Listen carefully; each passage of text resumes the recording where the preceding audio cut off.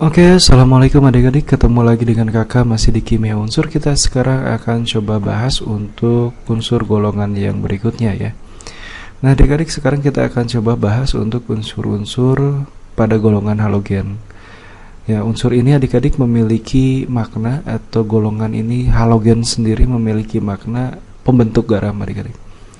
Jadi unsur golongan ini bersifat elektronegatif ya, memiliki keelektronegatifan yang tinggi dan mudah bereaksi dengan unsur yang tentunya elektropositif untuk membentuk suatu garam.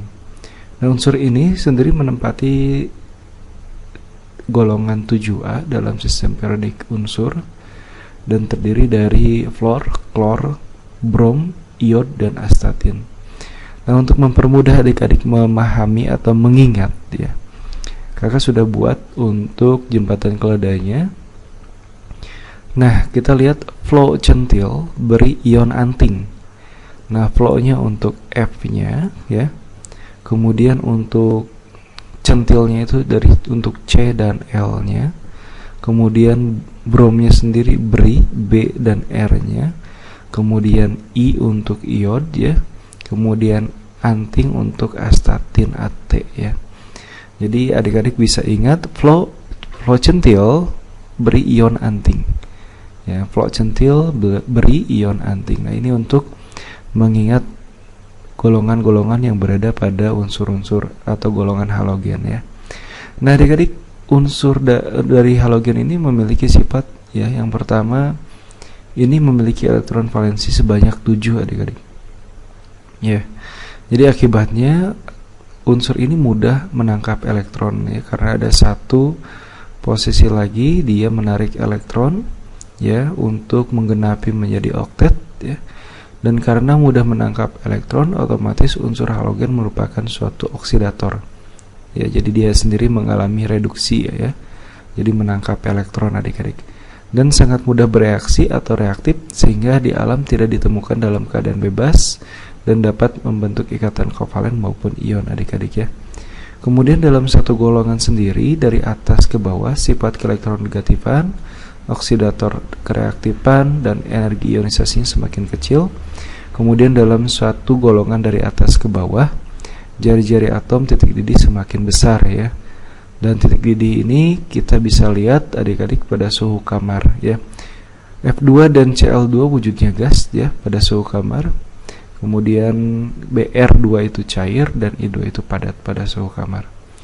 Nah, adik-adik, untuk sifat lainnya, unsur-unsur halogen ini memiliki atau bisa membentuk suatu molekul diatomik ya, kayak seperti Cl2 ya.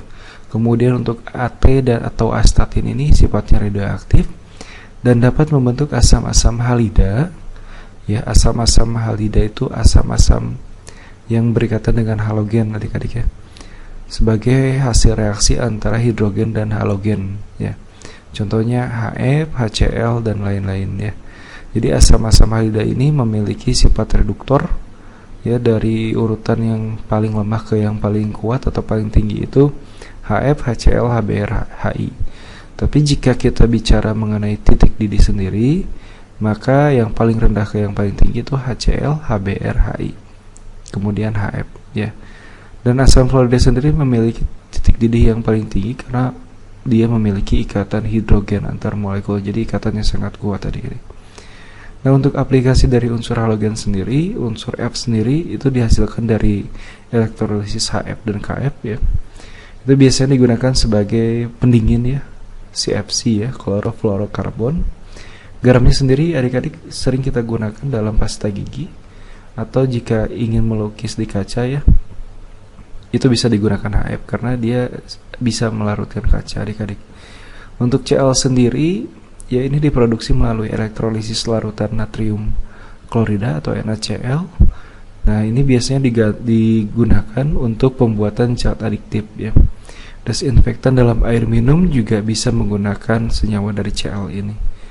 Dan pemutih pada industri pulp dan kertas juga bisa menggunakan ini sebagai pemutihnya. Dan Br ini dibuat dari suatu reaksi bromida dengan klor ya, biasanya digunakan pada bensin bertimbal ya, atau bahan dalam fotografi juga bisa menggunakan Br.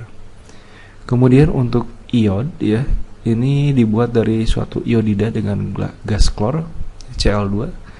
Nah, banyak penggunaannya dalam obat-obatan, antiseptik ya, dibuat tinturnya juga bisa ya.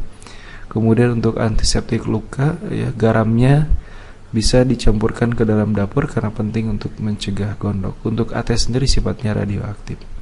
Nah, adik-adik, untuk pembahasan mengenai bab ini, subbab ini kakak cukupkan dulu sampai di sini. Kita ketemu lagi di subbab berikutnya. See you dan assalamualaikum warahmatullahi wabarakatuh.